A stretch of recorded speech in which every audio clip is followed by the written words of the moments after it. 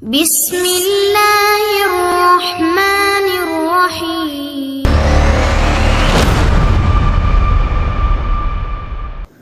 Ma'asyiral muslimin yang dimuliakan Allah Subhanahu wa taala.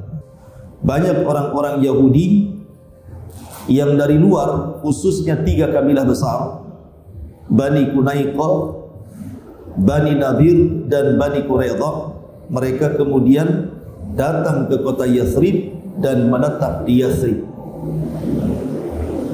Karena tidak semua orang-orang Yahudi itu berasal dari luar. Ada orang-orang Arab yang karena banyaknya interaksi dengan orang-orang Yahudi akhirnya masuk Yahudi. Seperti contohnya Bani Auf ataupun Bani Sa'labah dan beberapa kabilah-kabilah Yahudi yang asalnya Arab, tapi karena berinteraksi dengan orang-orang Yahudi sehingga akhirnya jadi Yahudi. Jadi Yahudi yang dari luar itu cuma 3 saja: Bani Qunaiqah, Bani Nadir dan Bani Quraidah. Adapun di sana ada Bani Bani Auf, kemudian Bani Najjar, Bani Al-Harith, Bani Sa'idah, kemudian Bani Jusam, dan juga yang lainnya Bani Sutaibah. Mereka adalah asalnya Arab, kemudian karena bergaul dengan orang-orang Yahudi belakangan mengikuti agama Yahudi. Ma'asyiral muslimin yang dimuliakan Allah Subhanahu wa taala. Dan ketika Yahudi kemudian masuk ke negeri Arab, mereka terpencar di beberapa daerah, seperti di Yathrib yang belakangan disebut Madinah, kemudian ada yang ke Taif, kemudian ada yang ke Khaybar, nanti ada perang namanya perang Khaybar gitu. Kemudian ada yang ke Fadak, kemudian juga ada yang ke Taimah dan daerah-daerah sekitar Hijaz. Jadi mereka menyebar, tetapi yang paling banyak di Yathrib. Ma'asyiral muslimin yang dimuliakan Allah Subhanahu wa taala. Sebelum Nabi sallallahu alaihi wasallam hijrah dari Mekah ke Madinah, di Madinah itu sudah ada 2 kabilah-kabilah yang terpecah menjadi beberapa kabilah. Satu dari Yahudi dan satu dari musyrik. Dari Yahudi tadi ada beberapa kabilah, dari musyrik juga ada beberapa kabilah, salah satunya yang besar Khazraj dan Aus. Ahli sejarah menggambarkan bahwa baik sesama Yahudi ataupun sesama orang-orang musyrik itu saling perang. Salah satu pemicunya adalah faktor kekuasaan dan ekonomi. Orang-orang Yahudi ini terkadang bekerja sama dengan salah satu daripada suku Arab untuk memerangi suku yang lain. Contohnya saja Yahudi Bani Quraidah dan Yahudi Bani Nadir, mereka bersekutu dengan kabilah Aus. Tetapi Bani Qunaiqah tidak. Mereka bersekutu dengan kabilah Khazraj. Sementara 2 kabilah ini saling perang. Secara otomatis ketika mereka bersekutu berarti sesama sekutunya juga perang. Makanya ini digambarkan di dalam Al-Qur'anul Karim, dalam surah Al-Baqarah ayat 85 Allah katakan, "Tsumma antum haula taqtuluna anfusakum wa tukhrijuna fariqam minkum min diyarihim tadhaharuna 'alaihim bil itsmi wal udwan wa iyatukum usara tufaduhum wa huwa muharramun 'alaikum ikhrajuhum afatu'minuna bi ba'dil kitab wa takfuruna bi ba'd fama jazaa'u man yaf'alu dzalika minkum illa khizyun fil hayatid dunya wa yaumal qiyamati yuradduna ila asyaddil adzab wa mallahu bighafilin amma ta'malun." Kemudian kalian Bani Israel suka membunuh diri kalian, maksudnya saudara-saudara kalian yang satu bangsa. Jadi ketika kemudian Bani Qunaiqah mengikuti Khazraj, sementara Bani Quraidah dan Bani Nadir mengikuti Aus, mereka saling perang. Sesama Yahudinya juga masih saling perang gitu maksudnya. Makanya di sini Allah mengatakan, kemudian kalian Bani Israel saling membunuh diri-diri kalian, maksudnya sesama saudara kalian sebangsa, dan mengusir segolongan dari kamu dari kampung halamannya. Kamu membantu terhadap mereka dengan membuat dosa dan permusuhan, tetapi jika mereka datang kepadamu sebagai tawanan, kamu tebus mereka, padahal mengusir mereka juga dilarang bagimu. Apakah kamu beriman kepada sebagian Taurat dan ingkar kepada sebagian yang lainnya? Tidak ada balasan bagi orang-orang yang berbuat demikian di antara kalian, melainkan kenistaan dalam kehidupan dunia, dan pada hari kiamat mereka dikembalikan kepada siksa yang sangat berat, dan Allah tidak lengah dari apa yang kalian lakukan. Ayat ini menggambarkan bahwa sesama Yahudi di Madinah juga saling perang, gitu ya. Sebagaimana sesama orang-orang musyrik Khazraj dan Aus itu saling perang. Makanya kenapa kemudian ketika Nabi SAW sampai di kota Madinah, sanggup mendamaikan mereka, sehingga antara Khazraj dan Aus tidak saling serang, antara kabilah Yahudi dengan yang lainnya juga tidak saling serang, bahkan cenderung saling melindungi satu dengan yang lainnya. Dengan munculnya piagam Madinah, Allah ingatkan dalam Al-Quran dengan kata-kata udhkuru ni'matallahi alaikum idh kuntum a'daan fa'allafa baina qulubikum. Ingatlah akan nikmat yang Allah anugerahkan kepada kalian di masa kalian bermusuhan. Kemudian Allah Subhanahu wa taala lembutkan hati-hati kalian. Intinya bahwa kedatangan Nabi sallallahu alaihi wasallam ke kota Madinah membawa perdamaian yang luar biasa. Salah satunya adalah dengan munculnya piagam Madinah. Nah, kita akan bacakan poin-poin piagam Madinah. Namun sebelum kita membahas tentang poin-poin piagam Madinah, ikhwatu fiddin yang dimuliakan Allah Subhanahu wa taala,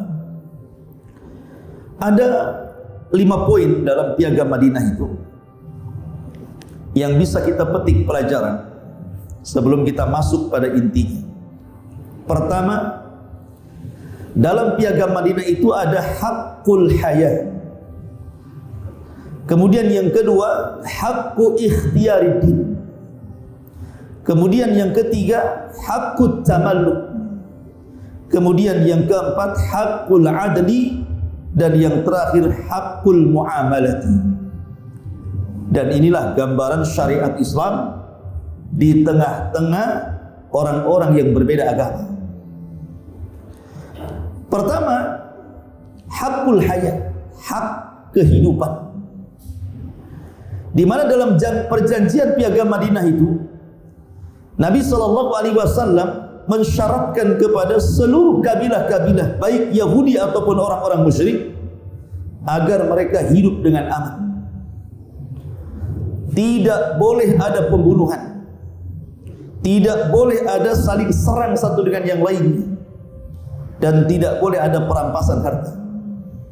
Jadi betul-betul dibuat oleh Nabi SAW negara yang berbasis kota itu dipenuhi dengan keamanan. Artinya Nabi SAW berikan hakul hayat, hak kehidupan bagi antar umat beragama. Kemudian yang kedua, hakku ikhtiyariddin, hak kebebasan memilih agama. Karena dalam Islam itu lakum dinukum waliyadin. Lakum bagi kalian agama kalian, bagiku agama diriku.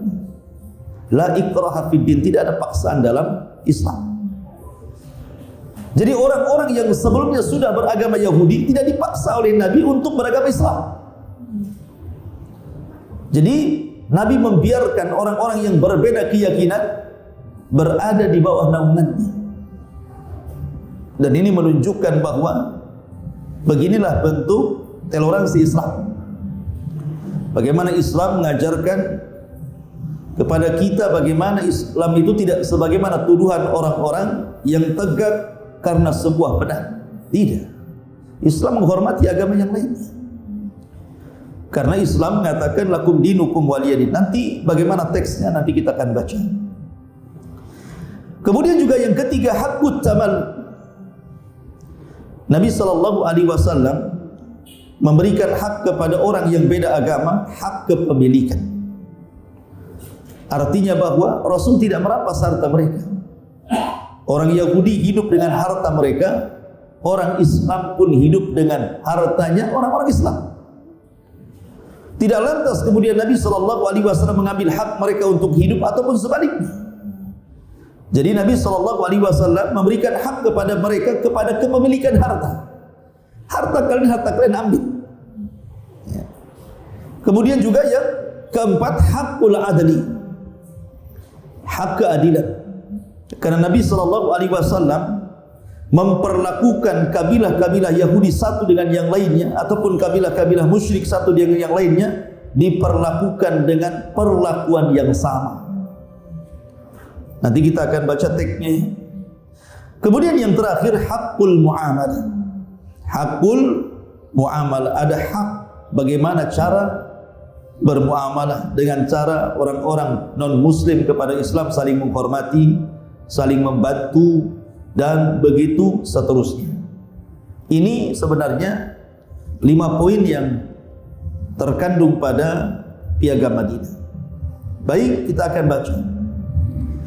Piagam Madinah ini ada yang mengatakan isinya 47 pasal, tapi juga ada yang mengatakan 51 pasal.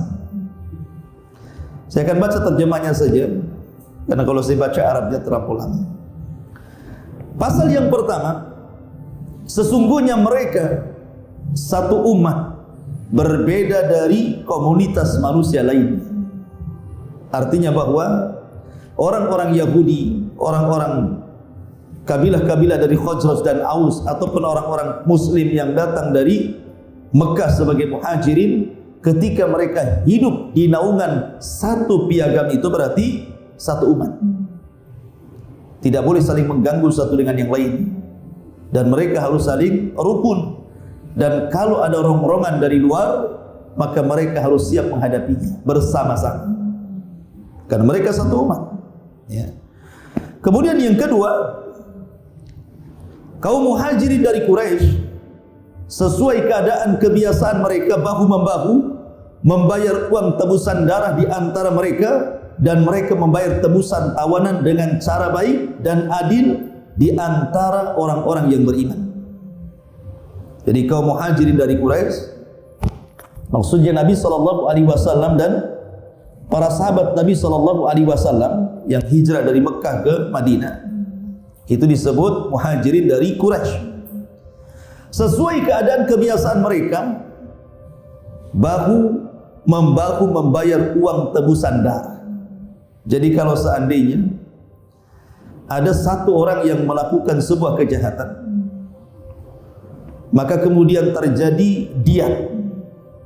Kalau pembunuhan diatnya 100 ekor unta gitu ya, maka harus sama-sama membayarnya dalam rangka membantu dan meringankan pihak yang lainnya, gitu maksudnya.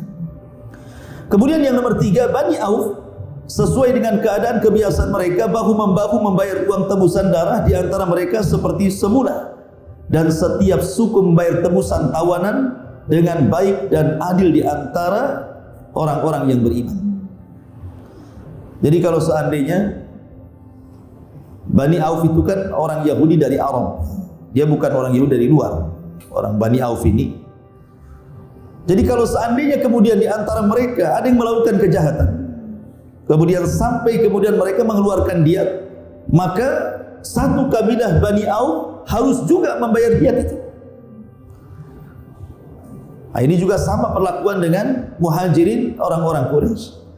Begitu juga poin yang keempat, sama isinya, tetapi diberikan kepada Bani Sa'idah. Kemudian poin yang kelima juga sama isinya, diberikan kepada Bani Al-Harith. Kemudian Poin yang keenam juga sama diberikan kepada Bani Jusam. Kemudian poin yang ketujuh juga sama diberikan kepada Bani Najjar. Kemudian poin yang kedelapan sama juga diberikan kepada Bani Amr bin Auf. Kemudian poin yang kesembilan juga sama diberikan kepada Bani An-Nabit. Kemudian yang nomor 10 juga sama diberikan poinnya kepada Bani Al-Aus, dan begitu seterusnya. Kemudian poin yang ke-11, sesungguhnya mukminin tidak boleh membiarkan orang-orang yang hendak yang berat menanggung utang di antara mereka, tetapi membantunya dengan baik dalam pembayaran tebusan atau uang tebusan darah. Jadi kalau seandainya seseorang mukmin kemudian melihat ada saudaranya baik non muslim gitu ya, yang punya hutang, maka sebaiknya saling bahu membahu untuk membayarnya. Dan ini kan luar biasa indahnya ya. Indahnya hukum Islam diterapkan di tengah-tengah orang-orang yang berbeda agama untuk saling membantu. Kalau ada saudara kita walaupun dia bukan di luar agama kita punya hutang, kata Nabi SAW harus saling membantu kalian, meringankan bebannya.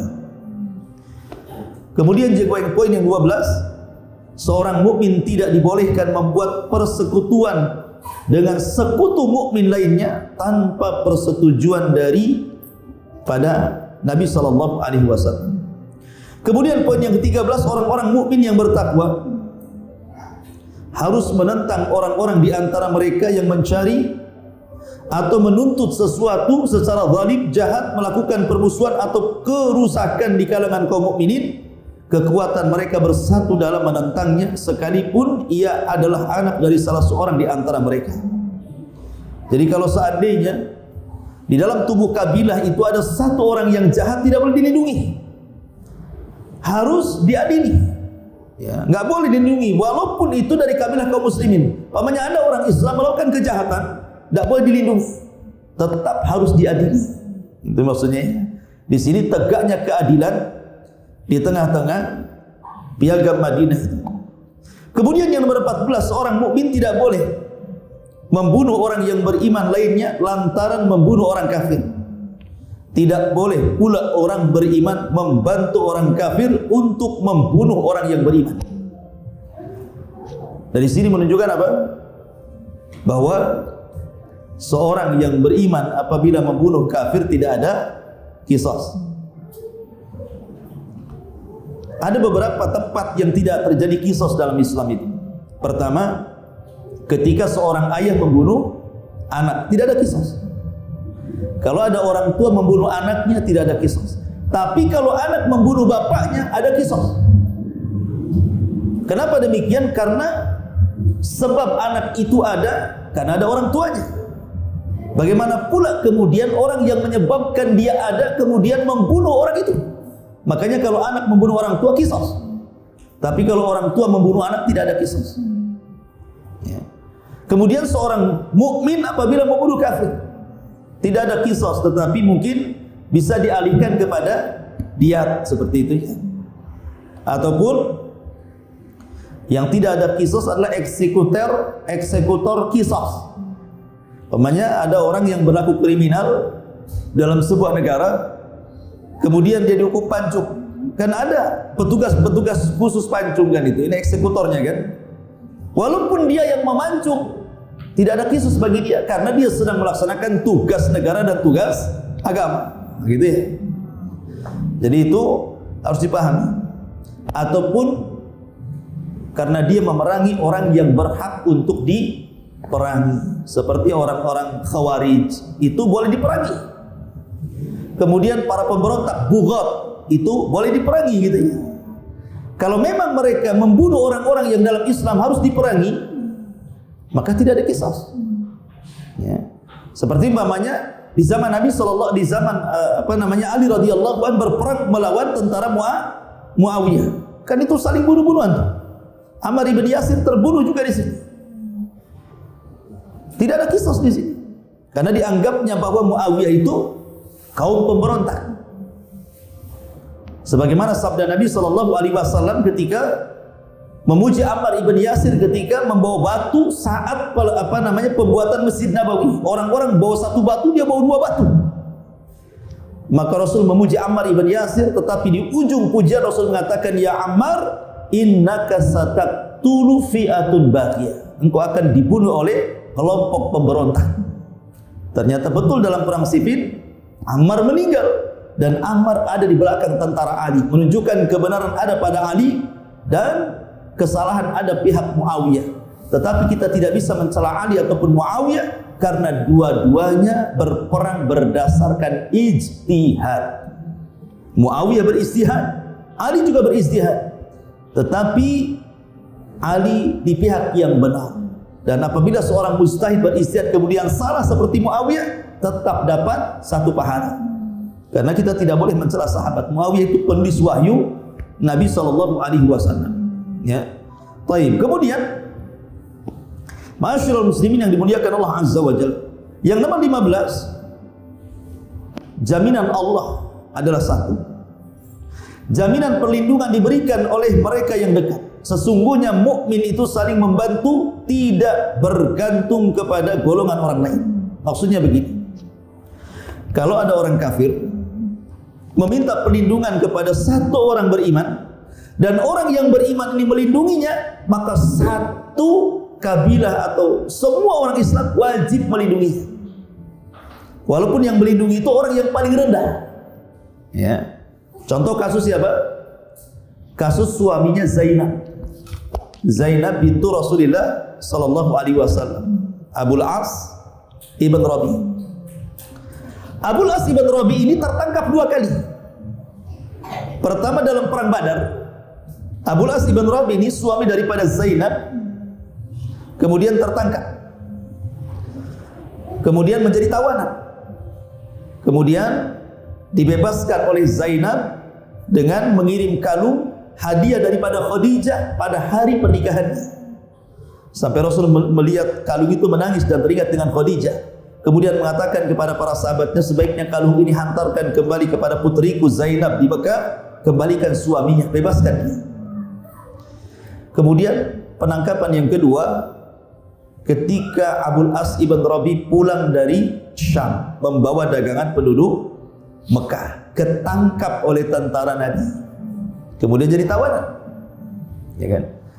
Lah kemudian Abul As ibn Rabi tiba-tiba ketika jadi tawanan masuk ke rumahnya Zainab dan meminta perlindungan. Maka Zainab kemudian lari, Rasul sedang salat subuh dengan sahabatnya. Kemudian dia berteriak dan mengatakan, sesungguhnya Abul As ibn Rabi dalam perlindunganku, lindungi dia. Habis sholat Rasul tanya para sahabatnya, kayaknya suara Zainab tadi bicara, ngomong apa dia gitu. Maka sahabat mengatakan bahwa dia hendak melindungi suaminya Abul As ibn Rabi, maka lindungilah. Maka sahabat serentak mengatakan, kami melindungi yang dilindungi oleh Zainab. Lihat bahwa suara kaum muslimin itu serentak ketika satu orang melindungi, semua harus melindungi. Menunjukkan apa? Ukhuwah yang kuat sesama kaum muslimin, kan?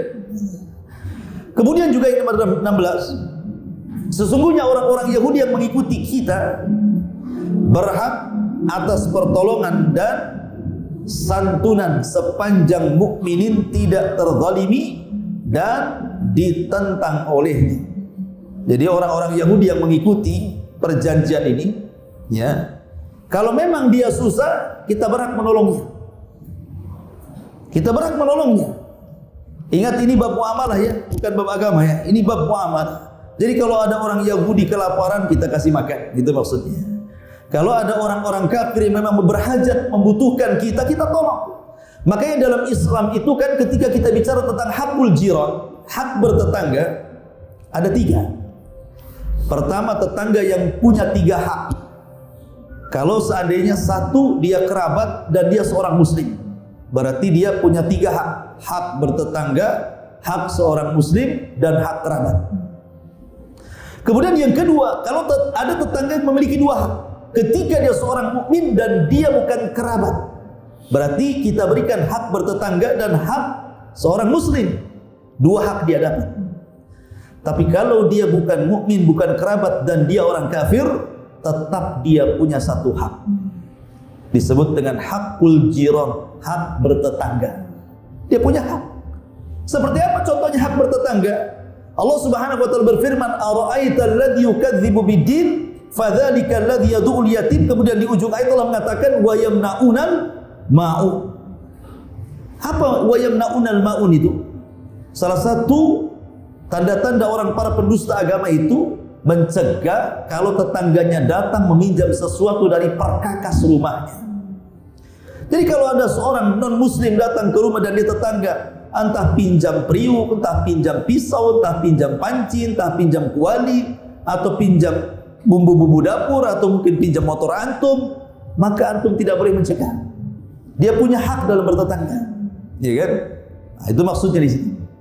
Taib.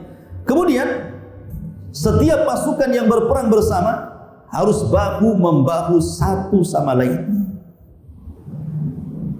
Jadi kalau urusan harta dalam posisi damai, oke, harta kalian, harta kalian, harta kami, harta kami.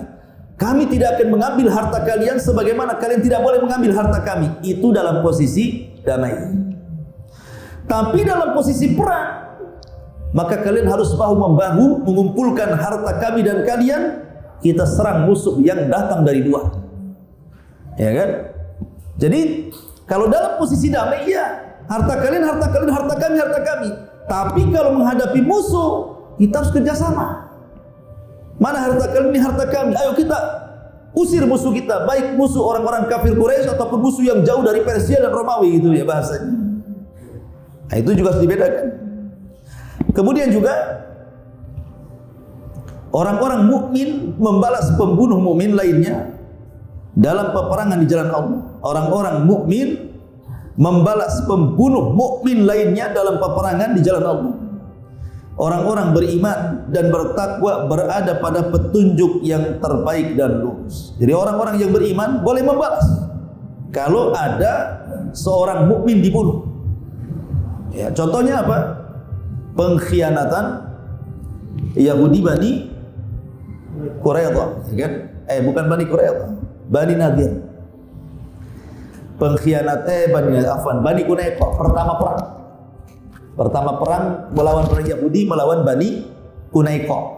Baru kemudian melawan Bani Nadir. Kemudian terakhir melawan Bani Quraidah dan terakhir sekali perang Khaybar. Gitu ya. Jadi perang melawan orang Yahudi itu empat kali, diawali dari Bani Quraidah. Dan itu berawal ketika kaum muslimin menang dalam perang Badar.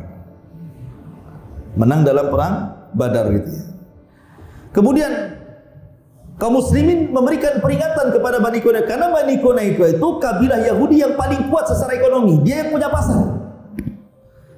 Jadi Bani Quraidah itu menguasai ekonomi Madinah ketika itu karena pasar terbesar di Madinah itu pasarnya Bani Quraidah masalahnya.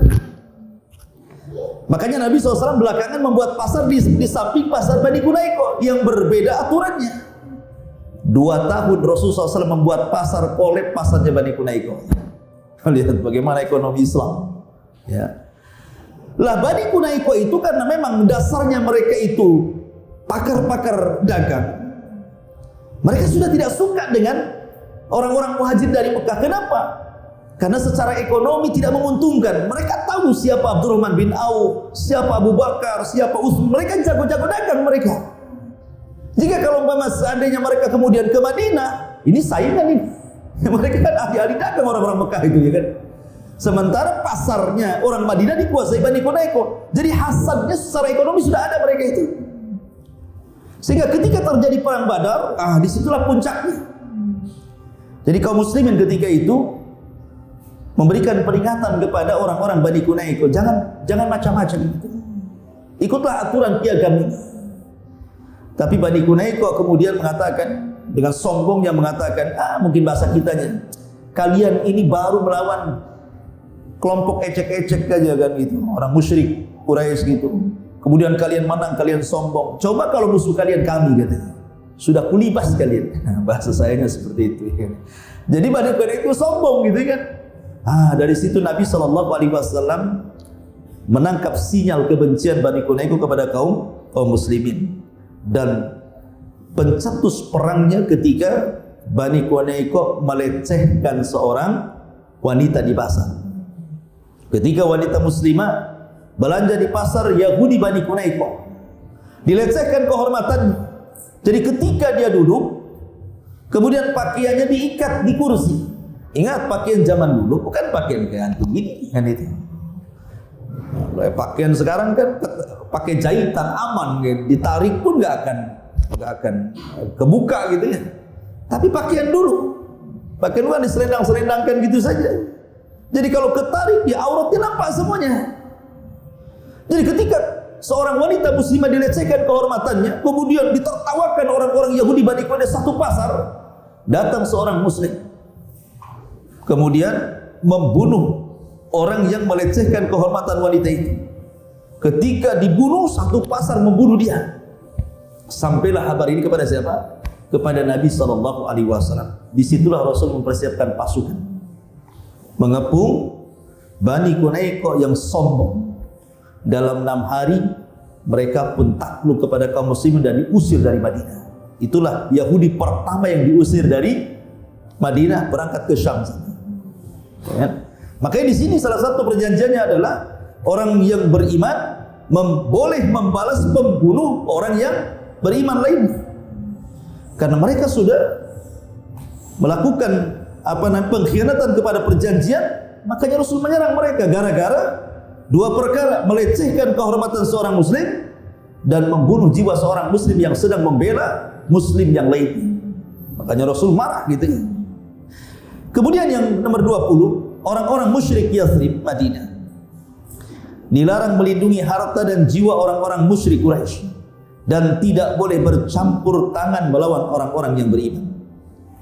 Jadi orang-orang musyrik yang tergabung dalam perjanjian Piagam Madinah itu tidak boleh mereka membantu sesama sekeyakinan mereka kalau itu musuh. Maksudnya orang-orang Quraisy, kan orang-orang Quraisy orang-orang musyrik penyembah berhala. Di Madinah juga ada orang-orang musyrik. Walaupun kalian sama satu agama dan satu akidah dengan orang-orang Quraisy, karena Quraisy adalah musuh, tidak boleh kalian bersekutu dengan mereka. Tidak boleh. Tetap harus mempertahankan negara. Inilah bagaimana ajaran Islam mengajarkan apa? NKRI harga mati. Nah, itu bahasa sekarang. Nasionalisme gitu ya. Tetap Madinah dijaga. Kalau ada musuh dari luar, tidak boleh bersekutu. Kalau mereka hendak merongrong, serang rame-rame gitu kan. Bagaimana Nabi SAW memberikan pelajaran seseorang itu harus cinta negaranya, tidak boleh dirongrong oleh musuh-musuhnya dari luar. Kemudian juga poin yang nomor 21, barang siapa yang membunuh orang yang beriman dan cukup bukti atas perbuatannya, harus dihukum bunuh, kecuali wali terbunuh rela menerima uang tebusan darah. Segenap orang yang beriman harus bersatu dalam menghukumnya. Ingat di sini hukum qisas dalam pembunuhan itu ada aturannya dalam Islam. Ya, kalau seandainya keluarga korban itu sepakat, keluarga korban jumlahnya 10 orang, sepakat bahwa harus terjadi qisas, baru boleh qisas. Tapi kalau 9 sepakat di qisas, 1 kasihan sehingga tidak mau di qisas, tidak jadi hukum qisas. Kenapa? Karena ada yang tidak sepakat. Hukum qisas itu di atas kesepakatan keluarga. Walaupun eksekutornya pemerintah, tapi kesepakatan keluarga.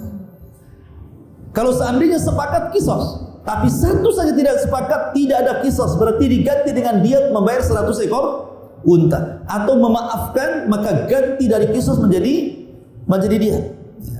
Makanya Nabi SAW mengatakan di sini, barang siapa yang membunuh orang yang beriman dan cukup bukti atas pembunuhannya, maka harus diqisas kalau ada bukti, kecuali kalau keluarga korbannya memaafkan, berarti tidak ada qisas, yang ada bayar diat gitu maksudnya.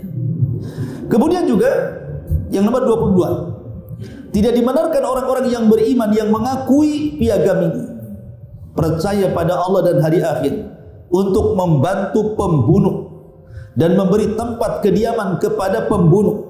Siapa yang memberi bantuan dan menyediakan tempat tinggal bagi para pelanggar perjanjian ini akan mendapatkan kutukan dari Allah pada hari kiamat dan tidak diterima padanya penyesalan dan tebusan apapun. Lihat bagaimana tegasnya Rasulullah SAW. Ya, dalam piagam itu tak boleh dicederai karena ini sudah kesepakatan bersama. Pertanyaannya, kenapa Nabi SAW membuat kesepakatan bersama orang-orang Yahudi juga? Karena orang Yahudi itu sepanjang sejarah Bani Israel terkenal orang yang suka gudur. Gudur itu artinya suka berkhianat. Karena Yahudi itu terkenal suka berkhianat, makanya oleh Rasul dibuat bulir-bulir perjanjian. Diikat dengan perjanjian karena tahu mereka para pengkhianat, suka mengkhianati, suka menusuk dari belakang. Makanya Rasul dibuat undang-undang gitu kan. Siapa yang keluar dari undang-undang ini berarti musuh bersama. Gitu ya. Jadi mereka nggak bisa ngelak gitu. Walaupun kenyataannya 3 Yahudi rupanya melanggar perjanjian ini. Baik. Kemudian juga yang nomor 23, apabila kamu berselisih tentang sesuatu, penyelesaiannya menurut ketentuan Allah dan keputusan Rasul. Subhanallah. Lihat. Jadi yang diterapkan di Madinah itu hukum Islam. Ya, hukum Islam. Kalau ada apa-apa harus dikembalikan kepada Allah dan Rasul. Kalau kalian berselisih wahai orang Yahudi, kalau kalian berselisih wahai orang musyrik, maka kembalikan perselisihan kalian kepada Allah dan Rasul. Ini menunjukkan bahwa syariat Islam itu bisa ditegakkan di tengah-tengah orang-orang yang berbeda agama. Itu maksudnya. Ya. Jadi syariat Islam itu bisa ditegakkan di tengah-tengah orang yang berbeda agama. Sangat mungkin dan tidak mustahil. Buktinya Nabi SAW sudah menerapkan itu. Bahwa syariat Islam itu sangat relevan, sangat cocok gitu. Karena apabila negara Islam, apabila sebuah negara dan mayoritas kaum muslimin, sementara yang minoritas orang-orang kafir, pasti aman orang kafir itu. Nggak mungkin tidak aman. Kenapa? Karena ada hak keamanan. Makanya Rasul mengatakan, "Man qatala dhimmiyan lam yajid raihatal jannah." Siapa yang membunuh kafir dhimmi tidak akan mencium bau surga. Ya kan? Tidak akan mencium bau surga. Jadi orang-orang kafir aman. Coba kita balik. Kalau seandainya sebuah negara yang mayoritas orang kafir, yang minoritas orang yang beriman, kira-kira apa yang terjadi? Seperti Andalusia.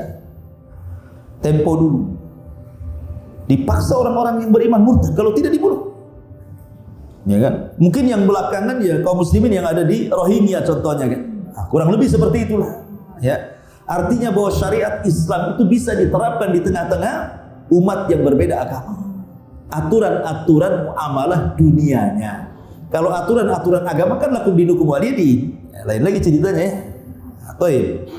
Kemudian juga yang nomor 24. Kaum Yahudi memikul biaya bersama orang-orang yang beriman selama dalam peperangan. Dari sini menunjukkan bahwa Nabi SAW mengajarkan untuk memiliki jiwa nasionalisme. Artinya kalau urusan negara ini sama-sama. Kalau sampai negara kita diserang, maka sama-sama kita hadapi. Gitu maksudnya. Supaya tetap aman. Tapi apa yang terjadi? Orang-orang Yahudi berkhianat. Contohnya apa? Yahudi Bani Quraidah dalam perang apa? Dalam perang Ahzab. Ya kan? Sebenarnya Yahudi Bani Quraidah ini mereka tidak mau pada awalnya untuk melanggar perjanjian ini. Tapi karena ada hasutan dari orang-orang musyrik, kemudian pembesar-pembesar Yahudi yang sudah diusir sebelumnya, kemudian melihat peta kekuatan menang di pihak musuh, makanya dia berkhianat. Tetapi mereka tidak paham bahwa Allah Subhanahu wa taala sanggup memenangkan peperangan dengan jumlah yang sedikit dan dengan jumlah yang besar dari pihak musuh. Makanya dalam perang Ahzab itu Allah Subhanahu wa taala kirim malaikat dengan membawa angin yang sangat dahsyat. Dan angin ini memporak-porandakan seluruh tenda-tenda, kemah-kemah, sehingga kuda-kuda yang ditambatkan kabur karena ketakutan. Kemudian akhirnya mereka sudah tidak punya perbekalan lagi, padahal mereka sedang dalam rangka pengepungan. Sementara orang yang ngepung itu harus ada tenda, harus ada makanan, harus ada persenjataan. Ini terhempas angin semuanya. Lama-lama kalau mereka ngepung nggak ada perbekal, bisa mati walaupun tanpa diserang. Akhirnya mereka pun satu-satu pulang kampung, pulang ke kabilahnya. Akhirnya yang tersisa itulah yang kemudian diserang Rasul. Maka Allah menangkan dalam perang Ahzab ini. Ketika Nabi SAW baru saja selesai memenangkan perang Ahzab, baru meletakkan pedangnya, datang penunggang kuda menyerupai seorang sahabat yang tampan, namanya Dihyah ibn Khalifah al-Kalbi, dengan membawa kuda yang sangat putih bersih. Kemudian Dihyah al-Kalbi dalam bentuk yang sangat bersih, pakai serban dan juga pakai jubah yang sangat putih. Rupanya itu adalah malaikat Jibril yang tasyakul menjelma Dihyah ibn Khalifah al-Kalbi. Tiba-tiba kata malaikat yang berbentuk Dihyah ini, "Ya Muhammad, malaikat belum meletakkan pedang-pedang mereka." "Kenapa kau letakkan?" Katanya, "Malaikat belum meletakkan pedangnya, kau pula meletakkan pedang." Katanya, "Angkat lagi pedang, serbu Bani Quraidah." Katanya, karena mereka sudah berkhianat, berkongsi dengan musuh kita. Maka Nabi SAW langsung mengambil pedangnya. Setelah mandi, dikumpulkan para sahabat. Sahabat ini baru selesai menang, luka pun masih menganga, mereka belum beristirahat. Tiba-tiba kemudian Rasul mengatakan, "Ya khailallahi irkabu idhabu ila Bani Quraidah fala tusalliyanna ahadakumul asra illa fi Bani Quraidah." Wahai tentara-tentara Allah, berangkat kalian ke Bani Quraidah, serbu Bani Quraidah, jangan sholat asar di jalan kecuali sampai di Bani Quraidah. Dari sini turun ayat lilladzina istajabu lillahi walir rasul min ba'di ma asabahumul qarah lilladzina amanu minkum wattaqu ajrun azim. Bagi orang-orang yang memenuhi panggilan Allah dan Rasulnya setelah ditimpakan kepada mereka luka-luka peperangan. Artinya luka aja belum sembuh mereka, lukanya belum kering, mereka belum istirahat, tapi mereka mengikuti panggilan Allah dan Rasulnya. Maka Allah mengatakan bagi orang-orang yang mereka beriman dan bertakwa, maka mereka dapat pahala lebih dari Allah Azza wa Jalla. Lihat bagaimana sahabat Rasul, simbol atau kata kunci mereka itu apabila datang perintah Allah dan Rasulnya, mereka hanya mengatakan satu kata kunci, sami'na wa ata'na. Itulah para sahabat. Innama qaulul mu'minin idza du'u ila Allahi war Rasul an yaqulu sami'na wa ata'na. Itulah sifat para sahabat. Ya kan? Di sini menunjukkan bahwa poin yang ke-25, kaum Yahudi dari Bani Auf, kaum Yahudi memikul biaya bersama kaum mukminin selama dalam peperangan. Ya, tetapi sekali lagi Bani Quraidah berkhianat, justru memerangi orang-orang yang terlibat dalam perjanjian itu. Makanya mereka diusir dari Madinah. Taib. Kemudian yang nomor 25. Kaum Yahudi dari Bani Auf adalah satu umat dengan mukminin. Bagi kaum Yahudi agama mereka, dan bagi kaum muslimin agama mereka. Juga kebebasan ini berlaku bagi sekutu-sekutu dan diri mereka sendiri, kecuali bagi yang zalim dan jahat, hal demikian akan merusak diri dan keluarga mereka.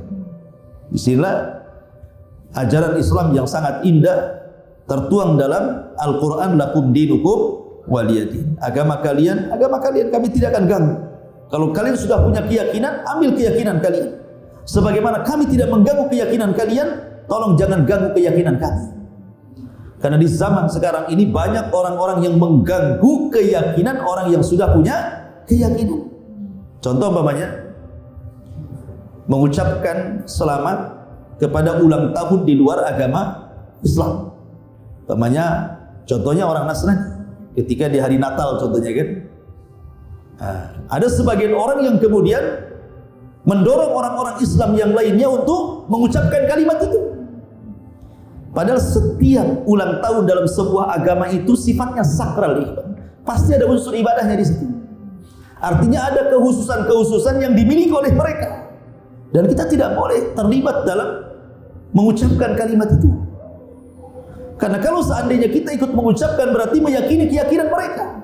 Karena ketika mereka melakukan ulang tahun, ada keyakinan salah satunya, mereka meyakini lahirnya Isa Al-Masih yang mereka anggap Tuhan, yang mereka anggap anak Tuhan, yang mereka anggap satu di antara tiga Tuhan. Kalau kita ikut mengucapkan selamat, berarti kita meyakini keyakinan mereka.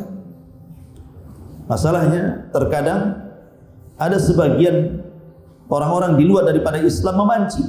Contohnya begini, kalau kita sedang hari raya Idul Fitri, mereka mengirim karangan bunga kepada kita dan mengatakan selamat hari raya Idul Fitri bagi kaum muslimin. Ketika mereka melakukan hari raya, kita diam saja, mereka katakan, kami saja mengucapkan selamat, masa kalian tidak mau pula mengucapkan selamat? Ini syubhat kan? Ini persis seperti ketika orang musyrik datang kepada Nabi SAW karena tidak sanggup mematahkan hujah Rasul. Akhirnya mereka mengatakan, ya Muhammad, sudah gini sajalah, kamu nampaknya dengan cara keras tak bisa, dengan cara lembut saja. Bagaimana kalau seandainya kau sembah Tuhan kami setahun, baru tahun depan kami sembah Tuhanmu setahun? Nanti kira-kira siapa yang kita anggap benar, kita pindah agama. Tapi Rasul dia. Sampai kemudian Allah turunkan, Qul ya ayyuhal kafirun la a'budu ma ta'budu. Ya. Katakan wahai Muhammad kepada orang-orang kafir, hei orang-orang kafir, saya tidak mungkin menyembah Tuhan yang kalian sembah, sebagaimana kalian tidak mungkin juga menyembah Tuhan yang saya sembah. Kan itu. Di ujung ayat lakum dinukum waliyadin juga. Artinya bahwa tidak bisa toleransi kebablasan bahasa kitanya, kemudian sampai menghalalkan yang diharamkan Allah Subhanahu wa taala. Baik. Kemudian selanjutnya, kaum Yahudi Bani Najjar diperlakukan sama dengan Yahudi Bani Auf. Pasal ini juga berlaku kepada Yahudi-Yahudi yang lainnya, dari mulai pasal 27 sampai kepada pasal ke-35. Ya. Jadi bagi kabilah-kabilah Yahudi harus memperlakukan Yahudi yang lainnya dengan perlakuan yang sama, tidak boleh dipilah-pilih. Kemudian pasal berikutnya, pasal ke-35, ke-36, tidak seorang pun dibenarkan untuk berperang kecuali seizin Rasul. Subhanallah, lihat. Nabi jadi patokan loh ya. Nabi jadi pemimpin. Rakyatnya ya orang Yahudi, rakyatnya ya orang-orang musyrik, orang muhajirin, orang ansar. Sampai menentukan, bayangkan. Makanya saya katakan dari awal bahwa hukum Islam itu bisa diterapkan di tengah-tengah agama non-muslim. Ya, bisa diterapkan. Kenapa mesti takut kan gitu ya? Ma'asyiral muslimin, dan ini membantah kepada keyakinan orang-orang liberal. Karena orang-orang liberal selalu kemudian membuat syubhat ke tengah-tengah kaum muslimin. Kalau seandainya ajaran Islam itu ditegakkan secara Islam, tidak akan berlaku di tengah-tengah agama di luar daripada Islam. Siapa bilang? Ini piagam Madinah ini membawai semua agama. Ya kan? Dan piagam Madinah itu ditulis oleh Nabi dan berdasarkan syariat Islam. Ya, menunjukkan bahwa Nabi punya kekuatan di Madinah. Kekuatan undang-undang, kekuatan wilayah, kekuatan ekonomi, kekuatan tentara, makanya mereka tunduk. Ini dia. Baik. Jadi tidak seorang pun dibenarkan untuk berperang kecuali seizin Rasulullah SAW. Ia tidak boleh dihalangi untuk menuntut pembalasan luka yang dibuat orang lain. Siapa berbuat jahat seperti membunuh, maka balasan kejahatan itu akan menimpa diri dan keluarganya, kecuali ia teraniaya. Sesungguhnya Allah sangat membenarkan ketentuan ini. Kemudian pasal ke-37, bagi kaum Yahudi ada kewajiban biaya, dan bagi kaum muslimin ada kewajiban biaya. Mereka Yahudi ataupun muslim membantu dalam menghadapi musuh piagam ini. Maksudnya musuh piagam ini bisa saja dimaksud orang-orang Quraisy, orang kafir Quraisy, ataupun orang-orang Persia ataupun orang Romawi. Mereka saling memberi saran dan nasihat, memenuhi janji lawan dari khianat. Seseorang tidak menanggung hukuman akibat kesalahan sekutunya, pembelaan diberikan kepada pihak yang teraniaya. Ya, ini juga menunjukkan bahwa ada tuntutan dalam Islam itu agar kita membela negaranya. Kemudian juga 38, kaum Yahudi memikul biaya bersama mukminin selama dalam peperangan. Kemudian yang nomor 39, sesungguhnya Yathrib Madinah itu tanah haram, tanah suci bagi warga piagam ini. Ya. Kemudian yang nomor 40, orang yang mendapatkan jaminan diperlakukan seperti diri penjamin sepanjang tidak bertindak merugikan dan tidak berkhianat. Kemudian 41, tidak boleh jaminan diberikan kecuali seizin ahlinya.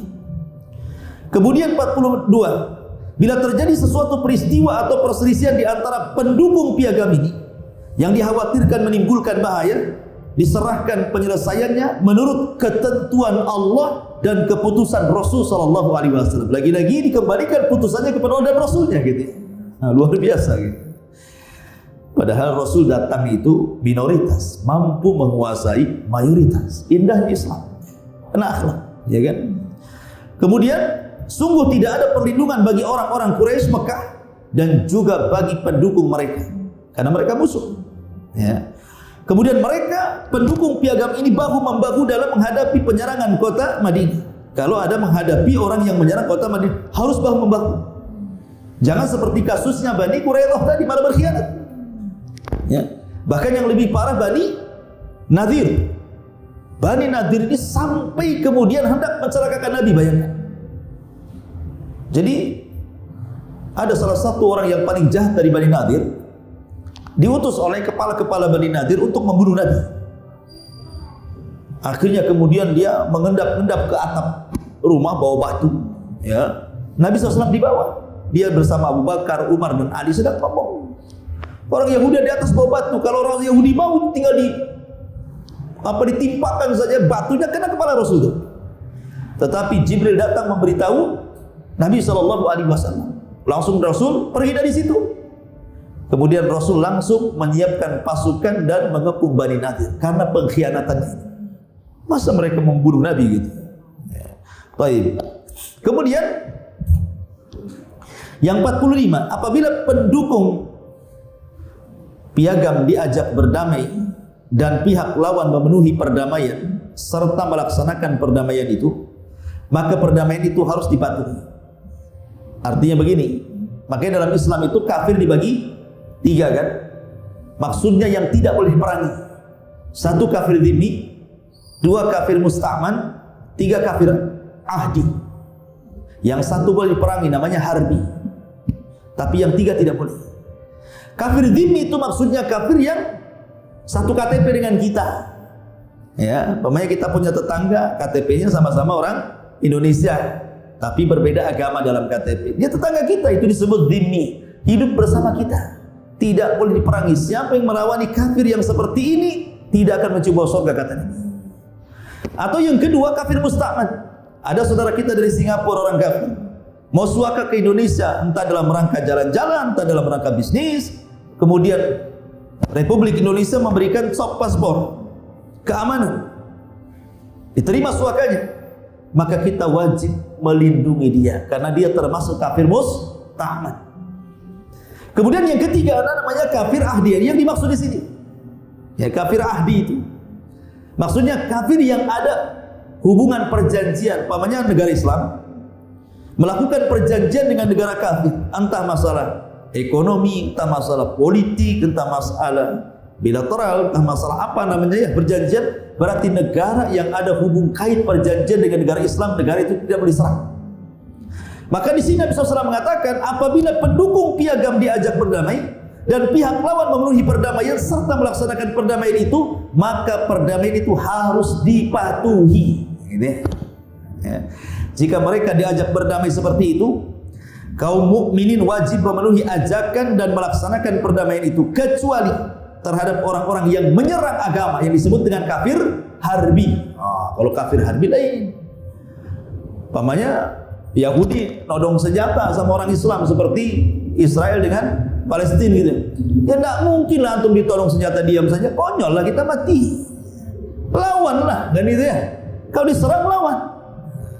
Tapi kalau mereka tidak menyerang, mereka dhimmi, mereka musta'man, mereka ahdi, haram. Kita harus melindungi. Setiap orang wajib melaksanakan kewajiban masing-masing sesuai tugasnya. Kemudian pasal yang ke-46. Kaum Yahudi Al-Aus sekutu dan diri mereka memiliki hak dan kewajiban seperti kelompok lain pendukung piagam ini, dengan perlakuan yang baik dan penuh dari semua pendukung piagam ini. Sesungguhnya kebaikan kesetiaan itu berada dari kejahatan pengkhianatan. Setiap orang bertanggung jawab atas perbuatannya. Sesungguhnya Allah paling membenarkan dan memandang baik isi daripada piagam ini. Jadi orang-orang Yahudi Aus, ya, atau sekutu yang lainnya yang bersekutu dengan Rasul dalam piagam ini, gitu ya, maka kita harus berlaku baik dengan mereka. Siapapun yang jadi sekutu kita, kita harus berlaku baik kepada mereka. Artinya tunjukkan akhlak kepada mereka. Bahwa kita bukan umat yang jahat, gitu ya.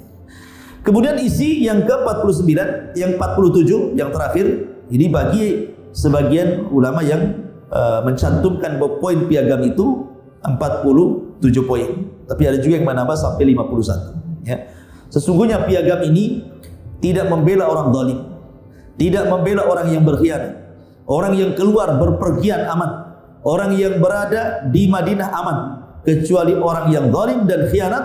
Allah adalah penjamin orang-orang yang berbuat baik dan takwa, dan Muhammad sallallahu alaihi wasallam adalah utusan Allah Subhanahu wa taala. Ini secara garis besar daripada 47 poin dari poin-poin piagam Madinah. Secara global begini, kawan. Secara global saya jelaskan. Jadi Nabi sallallahu alaihi wasallam ketika hijrah dari Mekah ke Madinah, posisi Madinah itu lagi kacau balau. Terutama dua kabilah musyrik, Khazraj dan Aus, lagi kehilangan panutan, kehilangan sosok yang bisa mendamaikan mereka. Mereka sudah putus asa untuk berdamai, karena setiap kali berdamai ada saja yang menjadikan mereka perang. Dan itu mereka bertahun-tahun seperti itu, sehingga menjadi dendam kesumat satu kabilah dengan yang lainnya. Tapi ketika Nabi SAW datang ke kota Madinah, berusaha menampakkan akhlak bahwa memang dia seorang nabi, di mana sebelumnya sebagian kecil orang-orang Khazraj dan Aus itu, khususnya Khazraj, sudah masuk Islam dalam Bai'atul Aqabah yang pertama dan Aqabah yang kedua. Dan orang-orang Khazraj dan Aus sudah punya maklumat dari orang Yahudi akan munculnya kenabian. Walaupun belakangan rupanya bukan dari Bani Israel, tapi dari Bani Ismail, maksudnya keturunan Arab. Bencilah orang-orang Yahudi, cintalah orang-orang Khazraj dan Aus kepada Rasulullah. Ya, kemuliaan Bani Israel hilang karena pengkhianatan mereka, dan kemuliaan dialihkan kepada bangsa Arab Bani Ismail. Jadi ketika Nabi SAW ke Madinah, orang Madinah ini kacau balau, perang sana sini sana sini. Maka Nabi SAW berusaha untuk mengumpulkan kabilah-kabilah, baik Khazraj dan Aus dan kabilah-kabilah musyrik kecil lainnya, gitu ya, turunannya, ataupun kabilah-kabilah Yahudi yang dari luar seperti Bani Quraidah, Bani Kunaiko, Bani Nadir, atau kabilah-kabilah orang Arab yang berinteraksi akhirnya jadi Yahudi, dan itu banyak tersebar di beberapa kabilah di Madinah. Rasul kumpulkan semua tuh. Rasul mencoba memberikan solusi, ya, solusi bagaimana caranya supaya jangan berperang di antara kalian ini. Mungkin bahasa saya itu, apalah kalian harus berperang? Jalan yang kita lalui adalah jalan yang sama, pasar yang kita jual beli juga pasar yang sama, air yang kita minum juga dari sumber yang sama. Ngapain kalian berpecah belah? Ayo kita buat negara berbasis kota dan diikat dalam sebuah piagam yang disebut dengan piagam Madinah. Ya, secara global mungkin seperti itu dari piagam Madinah itu. Maka Nabi SAW datang menyatukan antar umat beragama, bukan hanya umat seagama, tetapi antar umat beragama. Dari sini ada faedah bahwa Islam bisa tegak dan di masyarakat di tengah-tengah yang non muslim, ya kan? Makanya kita lihat negara-negara yang mayoritasnya kafir, minoritasnya kaum muslimin, susah mereka bergerak. Tetapi kalau seandainya kayak di Indonesia ini, mayoritas muslim kan, orang-orang kafir susah, enak saja mau cari harta, mau mereka ke tempat ibadah mereka, lakum dinukum waliyadin. Karena di negeri kita ini mayoritas kaum muslimin, masih ada harga menghargai kepada orang-orang di luar daripada Islam, dan itulah ajaran Islam. Tetapi ingat, sebatas muamalah, ya. Catatannya di sini ya, sebatas muamalah.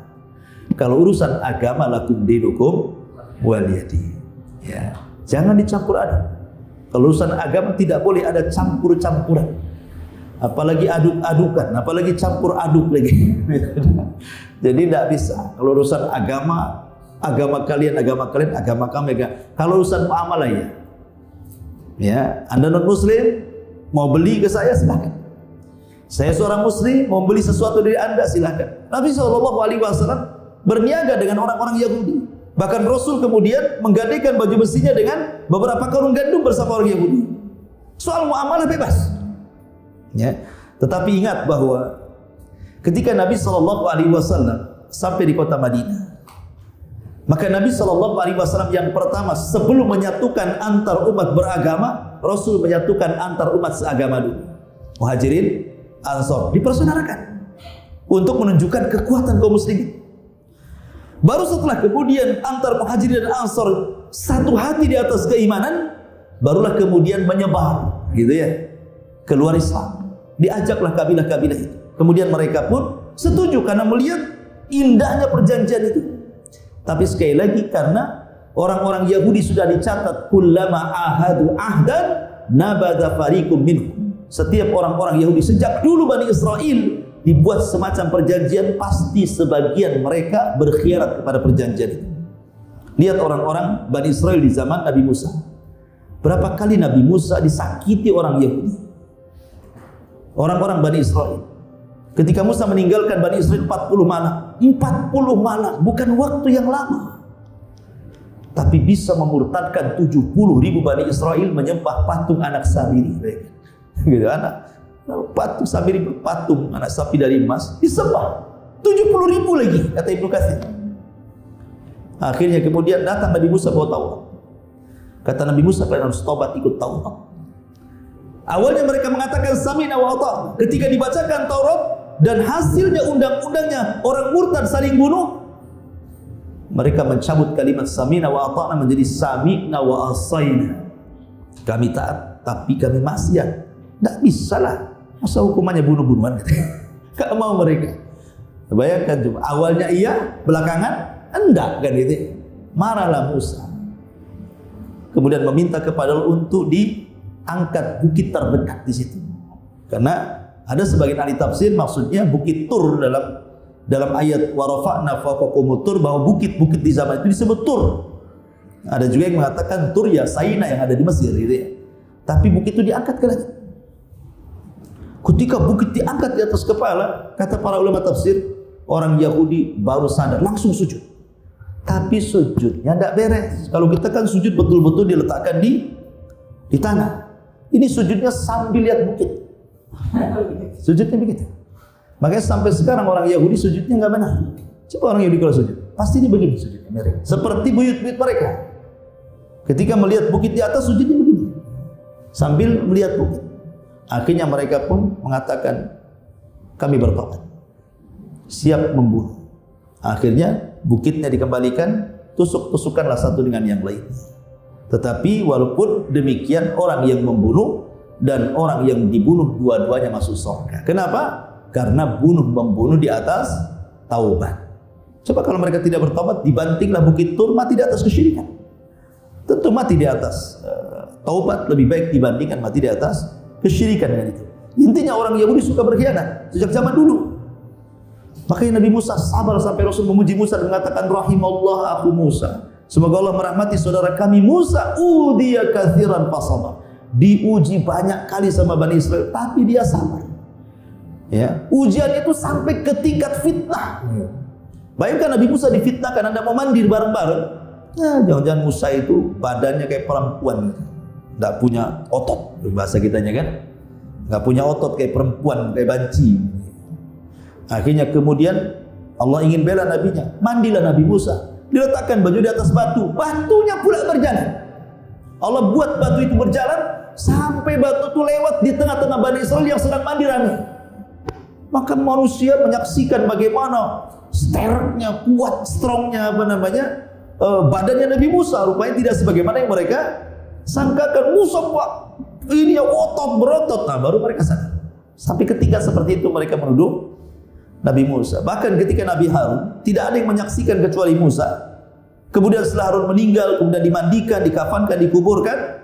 Kemudian mereka, Musa mendatangi Bani Israel dan Musa bertanya, "Aina Harun, di mana Harun?" Kata Musa, "Sudah meninggal." Tiba-tiba mereka membunuh, "Kau yang membunuh Harun," katanya.